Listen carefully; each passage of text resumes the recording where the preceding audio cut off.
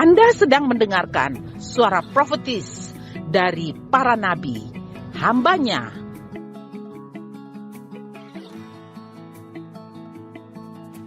Dengarkanlah dan lakukanlah perintah Tuhan melalui para nabi, maka engkau akan berhasil. Selamat mendengarkan. Okay. How are you? How are you? What's up, guys? What's up? What's going on? What have you been? Mana kabar? Ada baik kok? Bilang di samping kiri kanan, weh, bangun teh, ini mesti dengar firman Tuhan Bapak, yo. Sepertinya masih tidur ini ya. Oke, baik. Kak Joni yakin teman-teman bergairah, teman-teman rindu dengar kebenaran firman Tuhan, karena firman Tuhan yang bisa membuat kita kuat. Amin. Menghadapi situasi kondisi sekarang, hanya firman Tuhan yang bisa membuat kita teguh. Situasi kondisi sekarang di dunia, di dunia kampus, dunia sekolah, di dunia lingkungan sekitar kita, wow, semakin sukar dan sulit. Tapi kita anak-anak Tuhan tetap berpengharapan, dan kita anak-anak Tuhan pasti Tuhan menuntun langkah kita. Amin. Karena itu kita terus dekat dengan Tuhan. Nah, tadi sudah disampaikan bahwa tema kita minggu ini secara khusus yaitu Don't Kill Your Generation. Bisa katakan sama-sama, Don't kill your generation. Katakan di samping kiri kanan teman-teman, Don't kill your generation. Nah, kenapa teman-teman kita ambil tema ini, kita bergumul, kita berdoa, dan kita diskusi. Kenapa ini penting untuk kita? Karena masa-masa ini sangat sulit, dan kita mesti mengerti faktor-faktor apa yang membuat menghancurkan generasi atau membunuh generasi kita.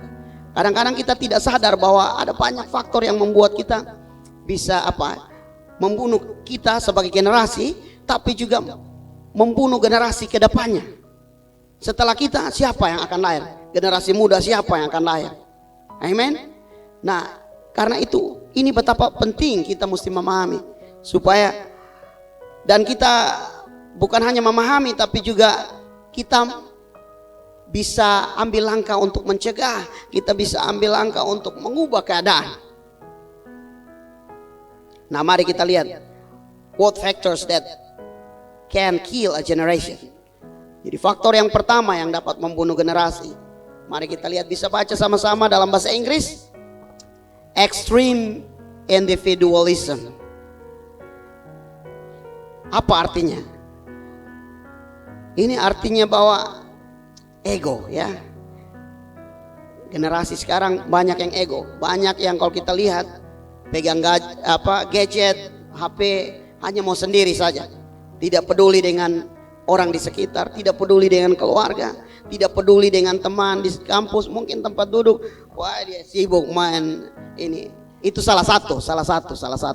Memang bukan satu-satunya, tapi salah satu. Hidup di zaman sekarang digital, sontoe dengan orang di sekitar. Betul? Nah, itu salah satu faktor yang betul-betul bisa membunuh generasi.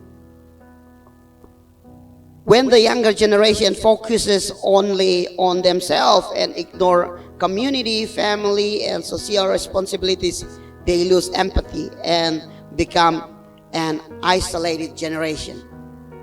Jadi seperti yang tadi Kak Joni katakan, bahwa ketika generasi muda hanya fokus pada diri sendiri, mengabaikan keluarga, mengabaikan teman-teman di sekeliling, mengabaikan tanggung jawab sosial, mengabaikan banyak hal, akhirnya tidak berempati lagi. Teman mungkin ada masalah, teman mungkin mengalami banyak kendala yang lain, kita itu dia urusan. Yang penting beta happy, yang penting beta nyaman, yang penting beta aman, terkendali, oke, itu terserah. Yang penting beta selamat, beta masuk surga sendiri, dia mau neraka kas tinggal pe. Ada yang begitu kok? Ada yang lihat situasi begitu terjadi di sekolah, di kampus? Ada? Nah, itu ciri-ciri bahwa sedang membunuh generasi. Nah kalau itu kita yang sementara seperti itu, kita mesti bertobat. Amin. Kita mesti bertobat. Nah, dalam Alkitab ada contoh yang menarik. Kita lihat dalam Genesis 4, 9 and 8. When Cain says, "Am I my brother's keeper?" Showing an attitude of indifference that can destroy relationship. Jadi kalau kita lihat contoh di Alkitab, kisah tentang Kain dan Habel. Nanti teman-teman, kita tidak akan baca di sini, tapi teman-teman bisa baca kisah ini. Jadi kisah ini di mana waktu Adam dan Hawa setelah mereka kedapatan mereka berbuat dosa, jatuh dalam dosa dan diusir keluar, akhirnya Hawa melahirkan dua anak ini. Yang pertama Kain, yang kedua Habel. Dan Kain ini dia pengembala, ya, dia biasa pelihara binatang. Sedangkan kalau Habel dia petani, ya, dia suka tanam padi dan lain-lainnya. Nah, singkat cerita, waktu dua orang ini mereka bawa persembahan kepada Tuhan, yang terjadi persembahan Habel yang diterima oleh Tuhan, sedangkan persembahan Kain tidak diterima. Karena Alkitab mencatat, kalau kita baca baik-baik, Kain dia mempersembahkan kepada Tuhan yang tidak baik, sedangkan si Habel mempersembahkan yang paling baik, ya. Dan itu buat dia apa? Baper. Masih ingat kok? Terbawa perasaan, iri hati. Wih, dia bilang, kok kenapa kok beta kasih tapi kenapa ini? Dia mulai iri dengan apa? Singkat cerita dia ajak depo adik, mari gotong pergi ladang. Pergi di ladang, dia bunuh. Singkat cerita dia bunuh Habel. Dan ketika Tuhan tanya, di mana adikmu? Dia jawab, apakah aku penjaga adikku? Dia tidak peduli. Dia bunuh, dia kasih mati. Ini ciri-ciri faktor yang pertama tadi. Dia egois, ya. Dia punya individualisme yang ekstrim, bukan yang biasa. Ini bukan ego yang biasa-biasa, tapi ini ego yang suka lebihan, suka lewat batas. Nah, ini ciri-ciri yang kita bisa lihat. Nah, kalau umpama itu kita hari-hari ini, kalau kita lihat teman kita yang belum bertobat, kalau kita lihat keluarga kita yang belum bertobat dan kita biasa-biasa saja, dan ketinggal. Atau kita lihat orang tua di rumah dan dorang kerja banting tulang dan kita hanya tidur-tidur main game dan aduh itu bertobat. Amen. Bantu orang tua, buat sesuatu.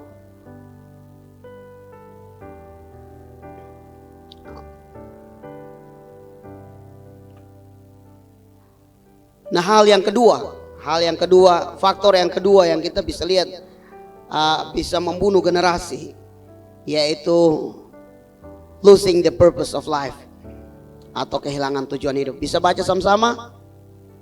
Losing the purpose of life.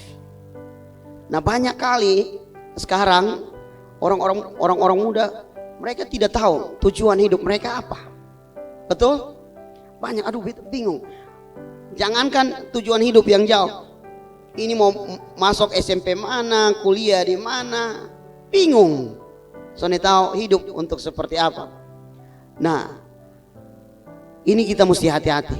Ini faktor bahwa ini kita sedang membunuh generasi. Generasi yang dimaksud ini kita sendiri atau orang setelah kita. Amen. Generation that live without direction or vision tend to follow what is popular and do not have true guidance.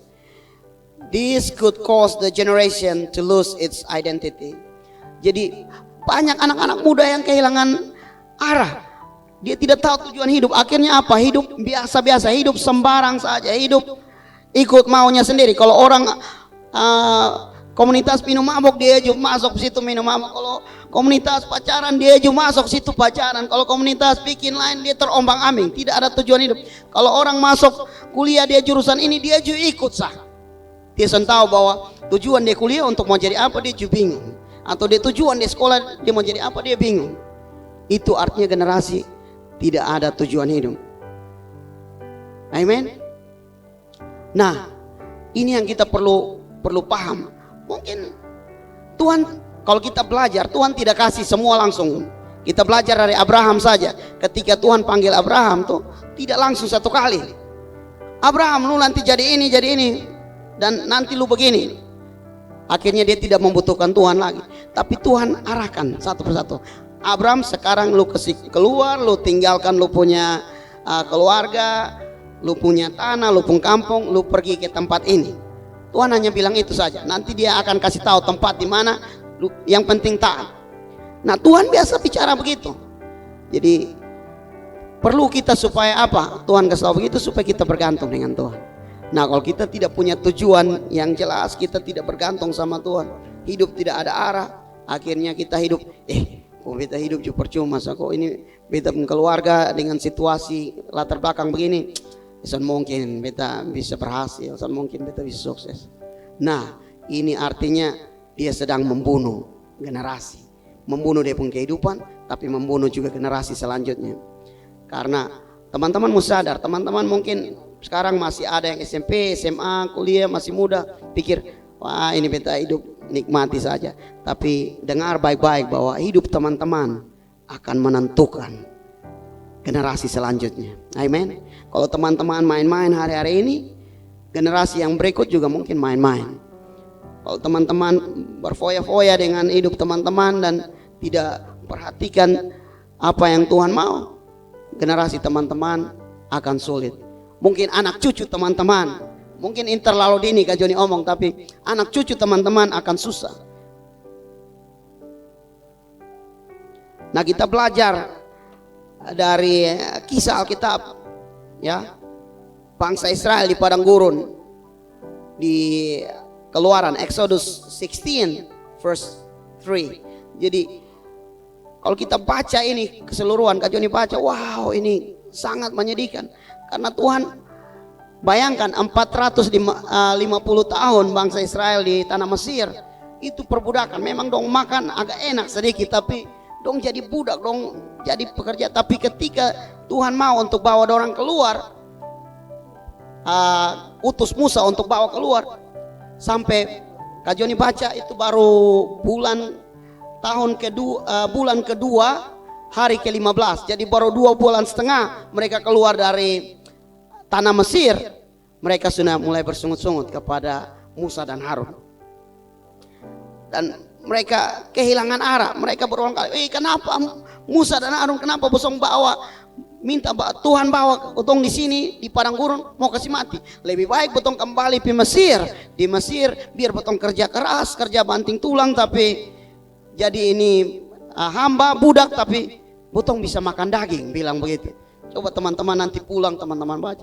Wah, mereka bersungut-sungut. Mereka kehilangan arah.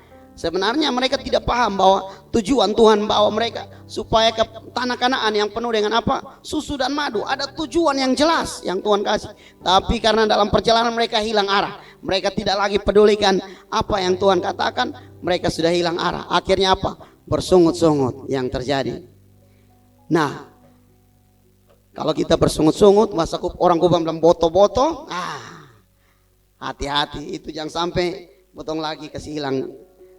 Bunuh ketemu generasi, ya, bunuh ketemu punya karakter sendiri, ketemu punya semangat hidup sendiri, tapi juga membunuh generasi berikutnya. Jadi bilang di samping kiri kanan, lubung kehidupan itu menentukan generasi selanjutnya. Amin. Kita mesti percaya bahwa anak-anak Tuhan punya rancangan yang luar biasa atas kehidupan kita. Nah, karena itu kita tidak sembarang hidup. Karena kita punya tujuan, Tuhan punya rencana yang luar biasa. Nah, rencana pada setiap kita pasti berbeda, toh? Ada yang nanti dokter, ada yang jadi guru, ada yang polisi, tapi semua menyelesaikan rencana Tuhan. Dalam bidang apapun. Ada yang mungkin jadi businesswoman, ada yang banyak hal. Dimanapun Tuhan tempatkan, atau sekarang Tuhan lagi bawa di sekolah ini, Tuhan punya tujuan di situ. atau kampus tertentu. Tuhan punya tujuan. Lewat keberadaan teman-teman, banyak orang kenal Tuhan. Amin. Banyak orang diselamatkan. Faktor yang ketiga, mari kita lihat sama-sama. Faktor yang ketiga, bisa baca sama-sama dengan Kak Joni. Destruction of moral values. Jadi kehancuran nilai moral ya. Jadi kalau orang sudah tidak punya tujuan hidup, mau jadi apa nah jadi so. Nah ternyata nanti sudah jadi begini, hancur begini baru menyesal, so ada guna toh. Biar memang hancur-hancur, ini dongson sayang sama beta nih, jadi biar tinggal so. Jadi beta jadi begini so, atau dong bilang ini mulai tipu-tipu ya, nilai-nilainya apa mulai tipu. Mama minta uang dong, ini mau bayar uang sekolah, ternyata pergi bawa uang sekolah, pergi foya-foya dengan teman-teman, makan minum, woi rame. Akhirnya son bayar uang sekolah, sonnya jujur, mulai tipu-tipu. Nah itu juga bahaya. Nilai-nilai, sonde setia, sonde hidup dalam kebenaran, sonde utang anak Tuhan. Perlu renungkan firman, baca firman sungguh-sungguh teman-teman.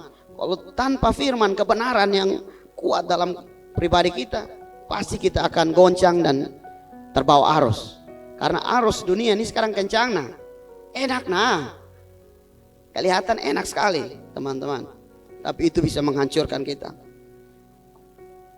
When a generation loses the values of truth, honesty, loyalty, and love, they become a generation filled with hatred, evil, immoral. Jadi ketika generasi kehilangan nilai-nilai kebenaran, kejujuran, kesetiaan, kasih, maka mereka menjadi generasi yang dipenuhi kebencian, kejahatan, amoralitas. Jadi ini yang terjadi teman-teman. Banyak kali kita lihat, tidak jauh-jauh, sekarang saja banyak yang terjadi seperti ini. Itu kenapa kita mesti sadar bahwa ini faktor-faktor ini dapat membunuh. Kalau kita hidup dalam hal ini, mari, ini kesempatan baik kita bertobat. Amin. Nah dalam kisah Alkitab kita bisa belajar apa tentang poin yang ini. Dalam Hakim-Hakim 21 ayat 25 di situ bicara di mana setiap orang melakukan apa yang benar menurut pandangannya sendiri. Jadi ini kisah di mana orang-orang kalau kita baca di situ setelah zaman hakim-hakim, waktu itu tidak ada raja yang memerintah di Israel. Jadi setelah hakim-hakim, kalau di Israel itu hakim-hakim itu mereka seperti apa ya? Mereka yang putus perkara, tapi mereka yang berperang dan semua itu. Tapi zaman itu setelah selesai masa hakim-hakim dan peralihan mau kepada sistem ada raja yang memimpin. Waktu itu orang Israel tidak ada yang apa. Jadi mereka pikir oh ini baik. Mereka bikin ikut mereka punya mau sendiri. Oh ini yang cocok. Tapi belum tentu benar sesuai dengan kehendak Tuhan waktu itu. Nah itu yang buat mereka kehilangan nilai-nilai. Akhirnya mereka mulai buat penyembahan berhala dan lain-lain. Yang Alkitab catat membuat sakit hati Tuhan. Membuat hati Tuhan sakit. Dan membuat akhirnya Tuhan murka dengan orang Israel. Nah kalau kita hidup tanpa nilai-nilai, tidak jujur, tidak lagi hidup dalam kebenaran, hati-hati teman-teman. Puji Tuhan kita di jemaat ini kita ada nilai-nilai, kita hidupi. Amin. Ada nilai apa? Ada komitmen, ada integritas, ada caring.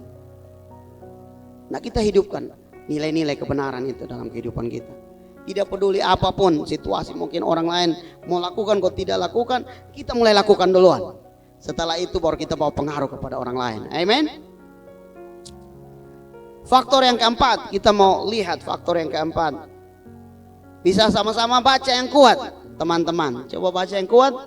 2, 3. Negative influence of social media. Jadi faktor yang keempat itu pengaruh negatif dari media sosial. media sosial ini sebenarnya netral, tergantung kita bagaimana kita kelola itu ya. Ada yang baik, ada yang tidak baik. Tapi kalau kita lebih banyak fokus kepada apa yang tidak baik, itu akan merugikan kita. Dan kita generasi ya sekarang itu generasi digital. Kita tidak bisa luput. Oh berarti tidak media sosial. Bukan berarti tidak boleh media sosial. Tapi bagaimana kita jaga, kita pakai media sosial untuk hal-hal yang positif, atau kita ambil sesuatu dari media sosial untuk hal-hal yang positif dan bawa dampak yang positif. Jangan sampai ini ada masalah mulai taruh di sini. Wait, satu tuh sama kayak begini. Baru ada maki-makian, ada status-status yang menyindir, yang tidak membangun. Nah, itu pengaruh negatif. Itu pengaruh negatif. Atau download hal-hal yang sudah betul, yang merusak. Nah, itu pengaruh negatif. Jadi kita mesti hati-hati, ya. Being influenced by false standards of living on social media, unhealthy information, and excessive use of media can damage mentally and spiritually. Jadi kalau kita kebanyakan media sosial, akhirnya standar hidup kita bukan lagi kebenaran. Wih, itu kalau yang di media sosial di TikTok tuh, dia gaya nih asik. Jadi akhirnya gotong secara tidak sengaja, memang itu sepertinya baik menurut dunia, tapi kita mulai kehilangan. Kita tidak pegang kebenaran, kita tidak hidup dalam kebenaran, dan kita lihat, wah ini ikut so. Wih, ini artis nih, dia cerai sana sini, atau dia gonta-ganti pacar. Wah, betulnya pikir itu yang cocok. Nah, itu akhirnya kita kehilangan nilai. Itu pengaruh negatif. Nah, dalam Alkitab juga ada kisah. Ada kisah bagaimana bangsa raja pengaruh negatif. Kita lihat nanti di 1 Kings 12 verse 28 to 30. Jadi itu nanti teman-teman baca di rumah. Teman-teman silakan baca di rumah. Tapi kisah ini bicara soal pengaruh jahat Yerobeam. Jadi dulu waktu zaman Salomo ini anak dari Daud ya. Daud itu raja kedua Israel. Terus setelah Daud ada Salomo. Nah, setelah Salomo ada Rehabeam, anak Salomo. Tapi karena Salomo ini, kalau kita baca itu, Salomo ini buat yang jahat. Bayangkan dia punya istri saja berapa? 1.000 ya. Baca baik-baik, itu 1.000. Dan pengaruh itu akhirnya dia tidak menyembah Tuhan lagi, tapi dia menyembah patung-patung, dia menyembah. Jadi itu pengaruh. Akhirnya singkat cerita dalam kisah ini, kerajaan Israel terpecah menjadi dua. Satu Rehabeam itu yang anak Salomo, dan ini Yerobeam. Yerobeam ini yang nanti jadi raja untuk bangsa Israel yang lain. Jadi terpecah bagi dua itu, suku Yehuda dan suku Benyamin separuh itu menjadi satu kerajaan, dan juga suku-suku yang lain itu jadi satu kerajaan tersendiri. Jadi itu kenapa ada suku Yehuda, kerajaan Yehuda dan kerajaan Israel. Itu karena masalah di Salomo tidak ikut Tuhan ya dengan sungguh-sungguh. Dia menyembah Baal. Nah, kita kembali di sini, apa yang kita bisa pelajari, faktor apa negatif, pengaruh negatif. Jadi Yerobeam ini, kalau kita baca kembali di raja-raja ini, Yerobeam setelah angkat dia jadi raja, dia takut. Oh, ini jangan sampai nanti rakyat yang lain akan berpindah beralih kepada Rehabeam lagi. Akhirnya apa? Dia buat patung lembu emas. Dia buat itu dan dia bilang, oh ini kalian punya Tuhan yang membawa kalian keluar dari tanah Mesir, datang ke sini. Nah, itu yang membuat Tuhan marah dengan itu ya. Dan akhirnya dia buat itu, buat bangsa Israel jatuh dalam dosa berulang-ulang. Akhirnya tidak percaya Tuhan lagi, hidup dalam penyembahan berhala. Dan itu pengaruh negatif. Mungkin sekarang tidak ada berhala yang seperti patung lembu emas. Tapi apa yang jadi berhala? Media sosial, gadget kita main ini, game ini, oi. Orang Kupang bilang hentahan. Pada dengar ini kok, atau ini bahas Kupang so agak tua. Soalnya ada yang tahan maksudnya.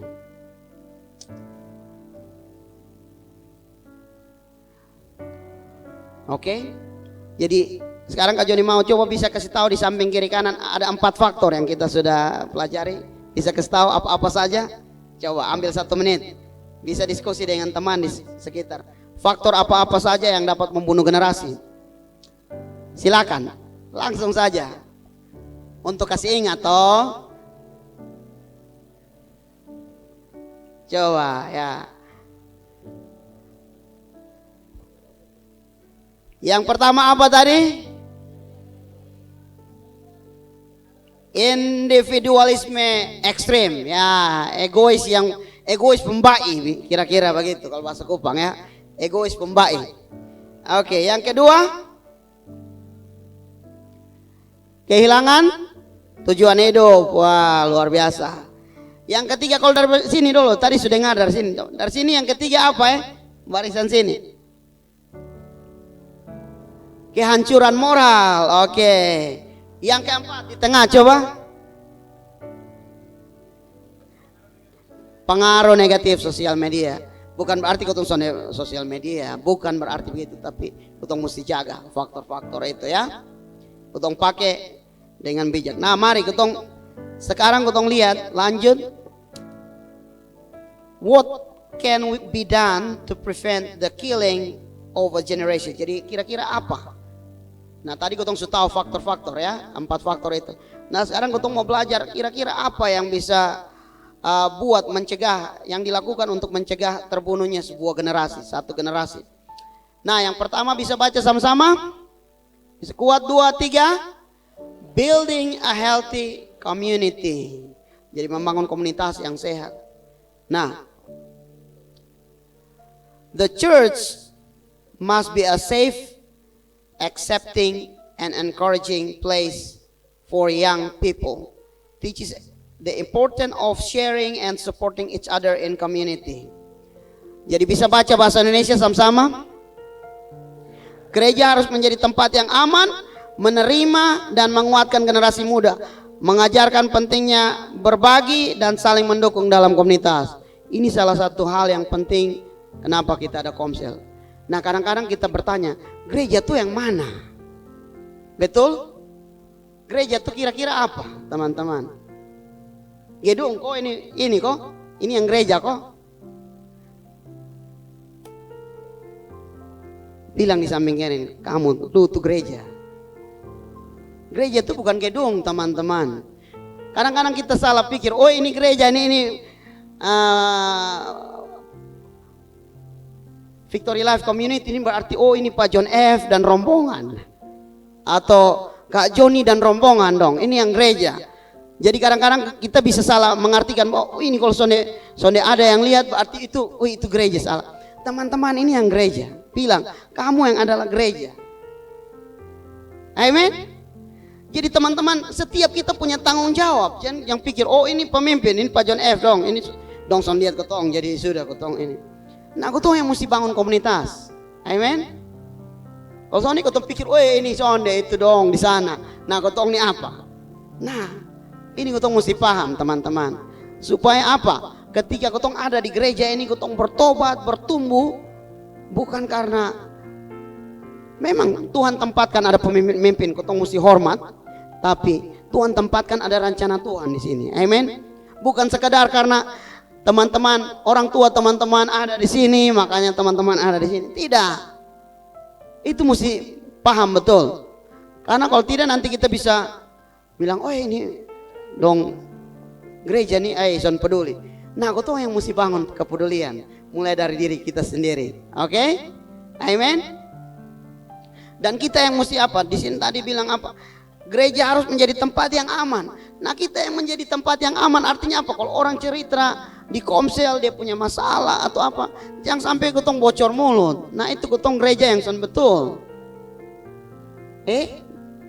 Ini betul-betul teman-teman. Jadi kalau bilang gereja, Victory Life Community, yes. Nah ini gotong semua ini. Jadi bukan bertanggung jawab hanya, oh Kak Joni itu yang ini apa. Jadi dia yang bertanggung jawab, dia soalnya toh dia yang betong. Jadi sudah kasih tinggal. Soalnya bisa begitu teman-teman. Amin.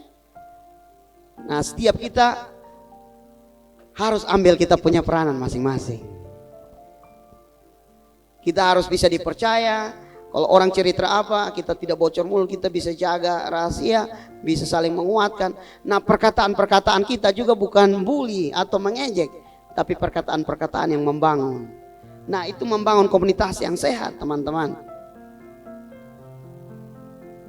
Saling menerima, jangan sampai gue pikir, lusu jatuh dalam dosa, jadi lu pisana lusu berdosa. Wisan bisa begitu juga. Mari berdoa, minta dia datang berdoa, bertobat, biar Tuhan pulihkan dia, tong maju sama-sama lagi. Amin. Saling menguatkan, generasi muda yang saling menguatkan. Jangan sampai kutong tahu ini teman ada kesulitan, teman ada jatuh, teman ada sulit, kutong kastingnya pi. Nah dalam Ibrani 10, 24-25 kita bisa baca sama-sama. Bisa baca sama-sama kuat. Let us think of ways to motivate one another to acts of love and good works. Bahasa Indonesianya, coba kita baca sama-sama. Kuat, 2, 3. Nah ayat 25. Sama-sama bahasa Inggris dulu. 2, 3.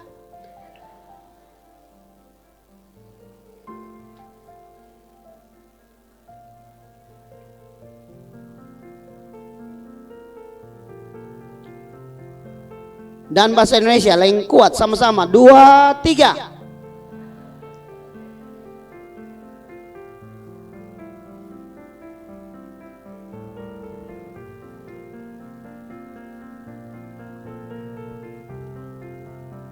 Oke, jelas kok.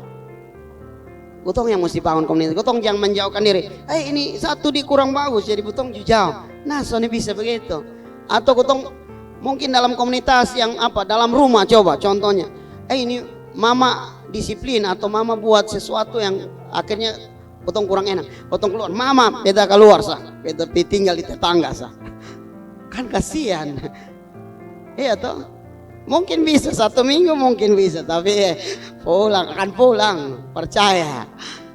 Seburuk-buruknya orang tua atau keluarga, mau apa? Pasti akan kembali, betul? Nah, demikian gotong ada di sini juga sebagai komunitas rohani, teman-teman. Teman-teman jangan anggap sepele. Koi gereja ada di mana sah? Beta bisa di sana. Belum tentu. Oke? Itu kenapa kita betul jangan menjauhkan diri. Kalau ada masalah, ada sesuatu yang kurang apa, mari bicara, duduk bicara. Perlu pemimpin komsel kasih tahu, cerita, doakan. Soalnya ada masalah yang terlalu besar yang tidak bisa diselesaikan. Pak John F bilang kalau masalah tidak diselesaikan berarti itu bukan masalah. Iya toh? Kalau ada masalah pasti ada jalan keluar. Jadi mari teman-teman kita bangun komunitas yang sehat. Dimulai dari siapa? Bilang di samping kiri kanan, mulai dari lu. Ya atau? Jadi jangan pikir, ini tanggung jawab yang sana. Nah, gotong mesti ambil peran teman-teman. Di rumah pun demikian. Bangun komunitas keluarga yang sehat. Bukan hanya tanggung jawab orang tua. Teman-teman ambil tanggung jawab cuci piring. Atau teman-teman bantu sapu, bantu masak, bantu apa lagi? Komunikasi dengan baik. Kalau mau pergi mana-mana komunikasi dengan baik. Itu teman-teman bangun komunitas yang sehat dalam keluarga, dalam lingkungan kita, dalam gereja. Amen. Nah itu yang kita bangun. Ketika kita bangun begitu, kita sedang membangun generasi yang sehat. Amen.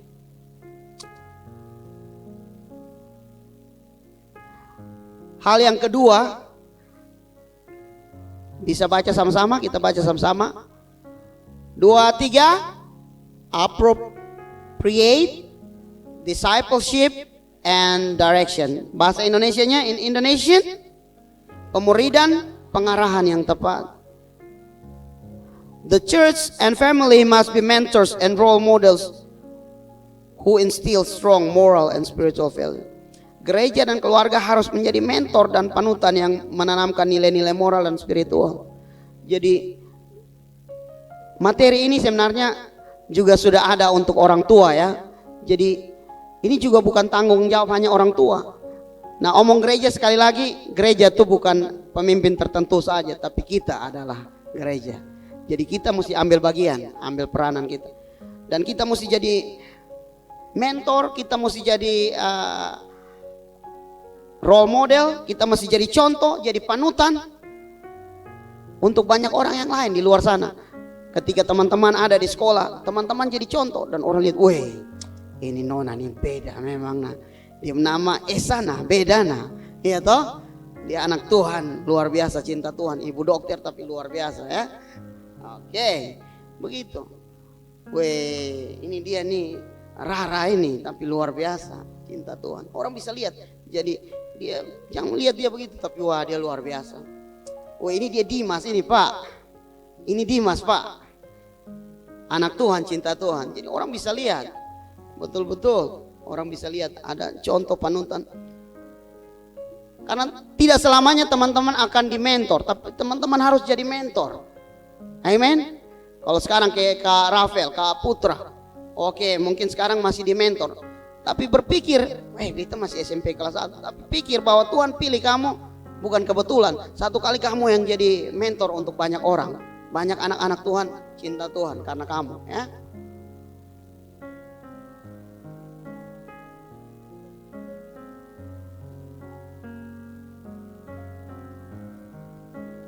Jadi kita mesti ada pemuridan dan mentoring juga, memuridkan generasi juga.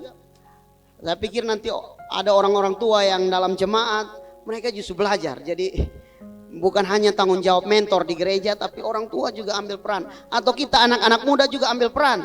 Sampai ada orang tua yang mungkin belum bertobat, yang belum tahu ini. Ketika kita ambil peran, wah akhirnya apa? Orang tua kita bertobat, cinta Tuhan. Amen. Orang tua kita diselamatkan. Zaman Kak Joni orang pertama yang cinta Tuhan dalam keluarga. Wah itu susah, tapi puji Tuhan. Lewat kehidupan Kak Joni dong lihat bahwa ada Tuhan. Dan Kak Joni doa dong terima Tuhan Yesus. Mama Kak Joni pembapa sebelum dia meninggal doa dia terima Tuhan Yesus. Luar biasa toh. Amen. Jadi kalau ada teman-teman yang mungkin bukan anak-anak orang tua mungkin belum bertobat. Teman-teman, Tuhan bilang apa? Kalau satu orang diselamatkan, seisi rumah diselamatkan. Artinya kalau Tuhan sudah panggil kamu, cinta Tuhan, masih muda, jangan lihat mudanya. Tapi lewat kehidupanmu, keluargamu dipulihkan. Lewat kehidupanmu, keluargamu diselamatkan. Amen. Jadi itu kenapa juga alasan kita mesti ada di Komsel. Ya, mau Komsel seperti apa, kita yang mesti ciptakan. Komsel itu komunitas yang sehat. Nah dalam Proverbs 22 verse 6 dikatakan begini, direct your children onto the right path and when they are older they will not leave it.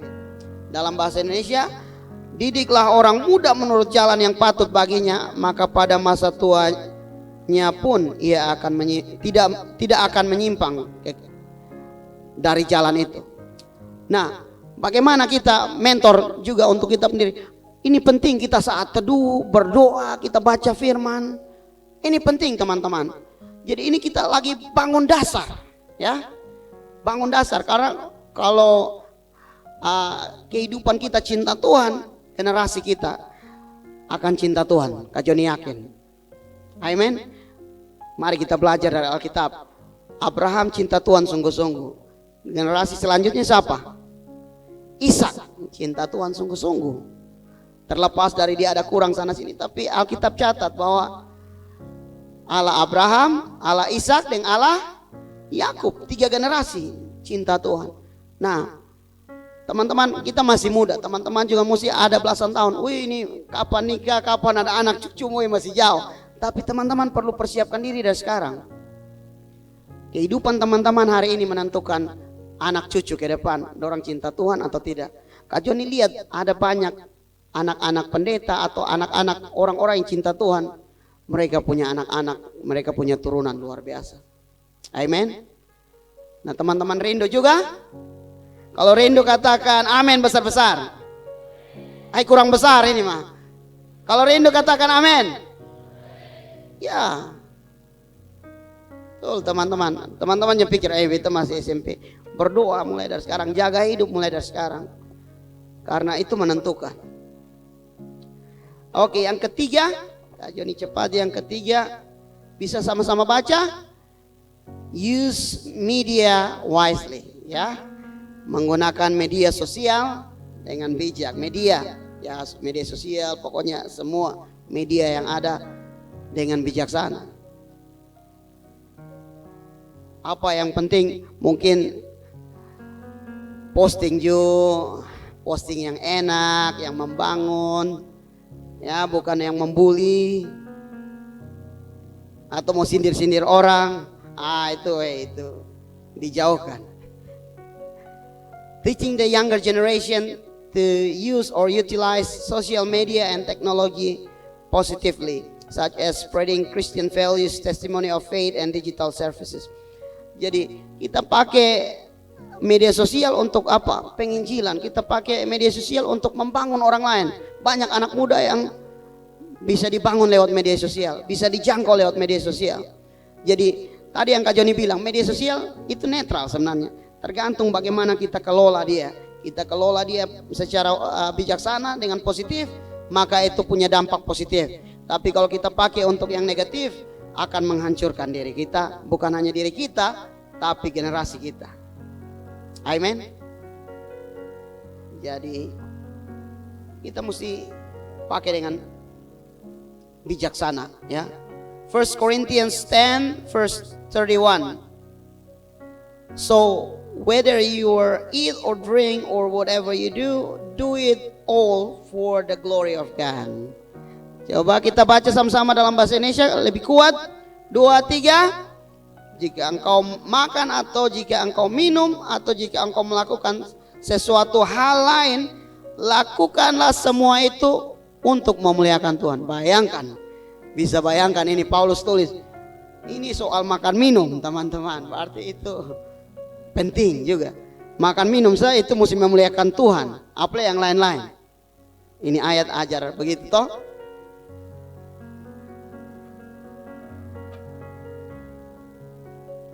Jadi artinya kalau ketong pakai media sosial itu untuk kemuliaan Tuhan. Amin. Bilang di kiri kanan, pakai media sosial untuk memuliakan Tuhan, kawan. Betul loh. Waktu sudah ngaro. Nanti Kak Joni son lihat, mah nanti waktu lihat nah. Bilang di kiri kanan, waktu lihat toh. Oke, yang keempat, yang terakhir, bisa baca sama-sama kuat.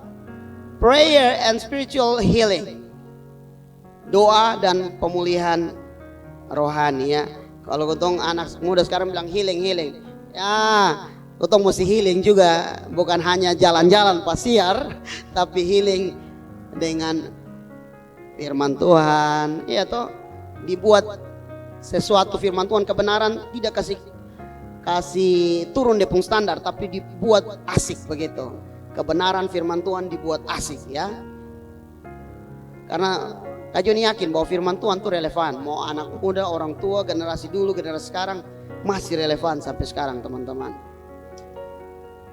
Encourage young people to build a strong prayer life, grow in God's word, and make Christ the center of their lives. Jadi mendorong generasi muda untuk membangun kehidupan doa yang kuat, bertumbuh dalam firman Tuhan, menjadikan Kristus sebagai pusat kehidupan mereka. Nah teman-teman, ini penting.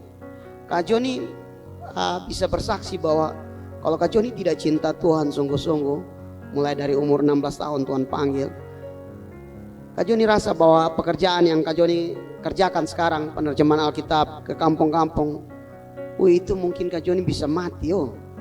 Karena jujur, Kak Joni pertama kali 2013 pertama kali ke Kolana, waktu itu Kak Joni satu malam tuh tidak bisa tidur. Mulai masuk kampung itu tuh dengan motor Kak Joni jatuh. Tiba-tiba saja jatuh, padahal Sonde naik gunung terlalu di rata-rata karena waktu itu lewat pinggir pantai. Tapi Kak Joni langsung jatuh. Karena memang Kolana terkenal dengan ilmu hitam, soangginya kuat untuk dialor. Dan waktu itu mulai masuk perintisan untuk penerjemahan Alkitab dan wah, Kak Joni malam itu tidak bisa tidur. Itu seperti apa?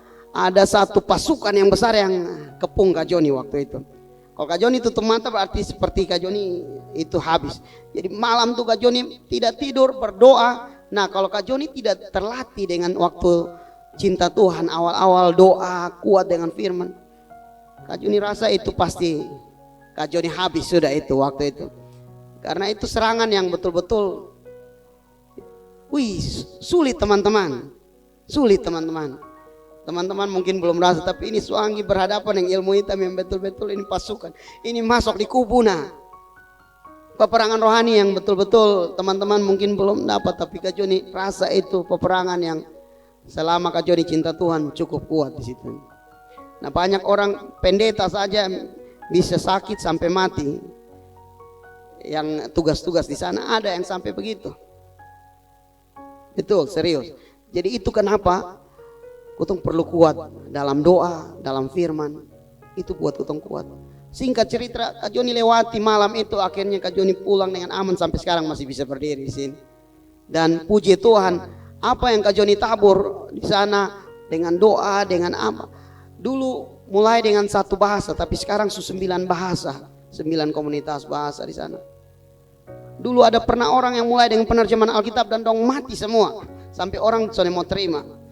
Ada yang mati semua karena itu serangan. Tapi puji Tuhan, pekerjaan Tuhan luar biasa.